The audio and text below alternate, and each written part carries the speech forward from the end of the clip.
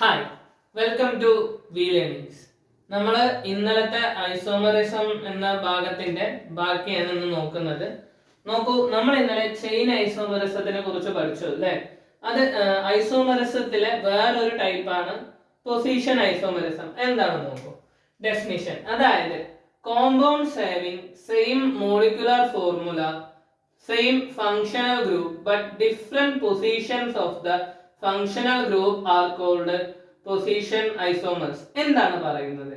അതായത് compounds, okay, ഒരേ molecular ഫോർമുലയുള്ള കോമ്പൗണ്ട്സ്, ഓക്കെ, അതിന് എന്തുണ്ടാവും? ഒരേ ഫങ്ഷണൽ ഗ്രൂപ്പും ഉണ്ടാവും. ഓക്കെ, പക്ഷേ പൊസിഷൻ അല്ലെ, പൊസിഷൻ വ്യത്യാസവും. എന്തിന്റെ പൊസിഷൻ ആണ് വ്യത്യാസമാവുന്നത്?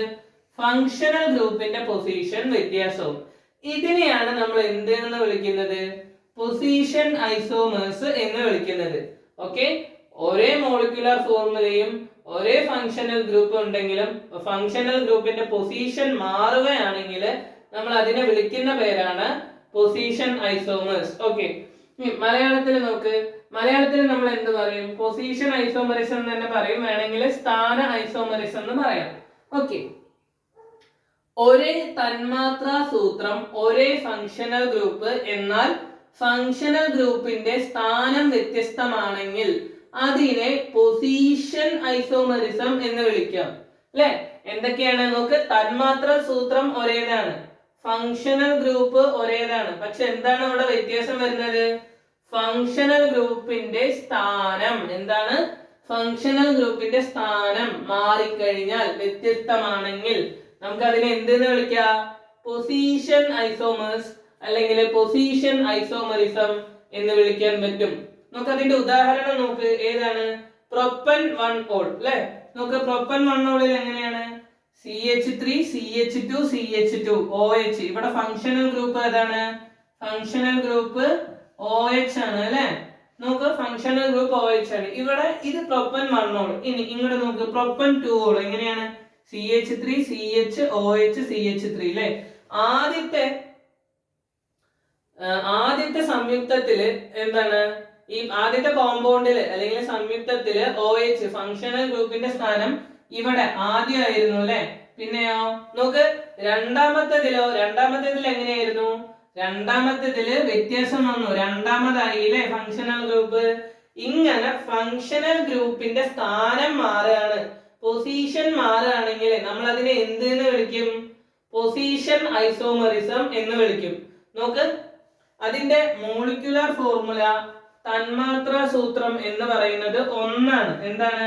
CH3 ആണ് അല്ലെ? പക്ഷേ എന്താണ് വ്യത്യാസം വരുന്നത്? ഒരേ ഫങ്ഷണൽ ഗ്രൂപ്പ് ആണെങ്കിലും ഈ പറയുന്ന ഫങ്ഷണൽ ഗ്രൂപ്പിന്റെ സ്ഥാനം മാറുന്നുണ്ട്. ഓക്കെ, പൊസിഷൻ എന്ത് ചെയ്യുന്നുണ്ട്? മാറുന്നുണ്ട്, സ്ഥാനം മാറിയിരിക്കുന്നു. ഓക്കെ, സ്ഥാനം മാറിക്കഴിഞ്ഞാൽ ഫങ്ഷണൽ ഗ്രൂപ്പിന്റെ പൊസിഷൻ, അതായത് ഫങ്ഷണൽ ഗ്രൂപ്പിന്റെ സ്ഥാനം മാറിക്കഴിഞ്ഞാല് അതിനെ നമുക്ക് എന്തെന്ന് വിളിക്കാൻ പറ്റും? പൊസിഷൻ ഐസോമറിസം എന്ന് വിളിക്കാൻ പറ്റും. നോക്കൂ, ഈ പൊസിഷൻ ഐസോമറിസം ആൽക്കീൻസിലും അതുപോലെ ആൽക്കൈൻസിലും എങ്ങനെയാണ് നോക്കാം അല്ലെ? നോക്ക്, ആൽക്കീൻസ് അതായത് ഡബിൾ ബോണ്ട് ഓർഗാനിക് കോമ്പൗണ്ട്സ് ആണെങ്കിൽ അല്ലെങ്കിൽ കാർബൺ കോമ്പൗണ്ട്സ് ആണെങ്കിൽ എങ്ങനെ വരും? നോക്ക്, ഈ പറയുന്ന ഡബിൾ ബോണ്ടിന്റെ പൊസിഷൻ മാറിക്കഴിഞ്ഞാൽ അത് പൊസിഷൻ ഐസോമറിസം ആയി. നോക്ക്, ഉദാഹരണം നോക്ക്. ബ്യൂട്ട് 1 അല്ലെ? CH2 CH CH2 CH3 അല്ലെ? ഇവിടെ ഡബിൾ ബോണ്ട്. ഓക്കെ, പിന്നെ ബ്യൂട്ട് 2 ഇവിടെയോ CH3 CH CH CH3 double ബോണ്ടിന്റെ സ്ഥാനം മാറി അല്ലെ? നോക്ക്, ഇങ്ങനെ ഡബിൾ ബോണ്ടിന്റെ സ്ഥാനം മാറുകയാണെങ്കിൽ അത് എന്താണ്? അത് പൊസിഷൻ ഐസോമേഴ്സ് ആണ്. ഓക്കെ, ഇനി നോക്ക്, പൊസിഷൻ ഐസോമറിസം. ഇനി ആൽക്കൈനിലാണെങ്കിലോ CH CCH2 CH3. ഇതൊരു ഉദാഹരണമാണ്. നോക്ക്, അതുപോലെ രണ്ടാമത്തെ കാര്യം CH3 CCH3 അല്ലെ? ഇവിടെ നോക്ക്, ഇവിടെയും എന്തെന്നെയാണ് മാറിയിരിക്കുന്നത്? നോക്ക്, എന്തെന്നെയാണ് മാറിയിരിക്കുന്നത്?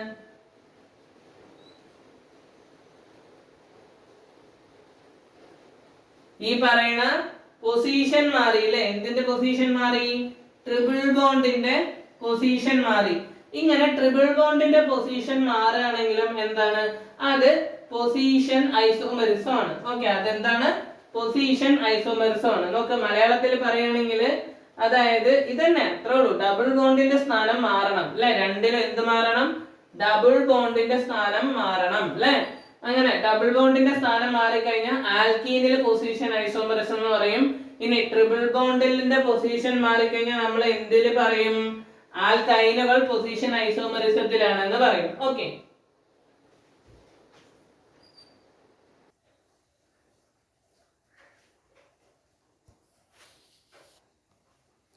നോക്ക്, ഇത് കുറച്ച് എക്സാമ്പിൾസ് ആണ് ഐസോമെറിസത്തിന്റെ.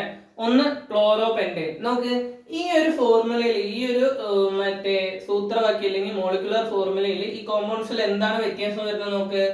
ഒന്ന് ശ്രദ്ധിച്ച് നോക്കിയാൽ മനസ്സിലാവും. ഇതിലെല്ലാം എന്തുണ്ട്? ക്ലോറിൻ ഉണ്ട് അല്ലെ. ക്ലോറിൻ എന്ന ഫങ്ഷണൽ ഗ്രൂപ്പ് ഉണ്ട്. നോക്ക്, ഇവിടെ ക്ലോറിന്റെ സ്ഥാനം മാറി, ഇവിടെ ക്ലോറിന്റെ സ്ഥാനം മാറി, അതേപോലെ ഇവിടെയും ക്ലോറിന്റെ സ്ഥാനം മാറി. നോക്ക്, ഇങ്ങനെ സ്ഥാനം മാറുന്നുണ്ട്. അതുകൊണ്ടാണ് ഇവരെന്ത്? Position isomerism. ഓക്കെ, ഇത് ഉദാഹരണമാണ്, എഴുതി വെക്കുക. ഇനി നോക്ക്, പെന്റൻ 2,1. നോക്ക്, ഈ ഫങ്ഷണൽ ഗ്രൂപ്പ് എവിടെയാണ് കിടക്കുന്നത്? COCH2 അല്ലെ, രണ്ടില്. പിന്നെയോ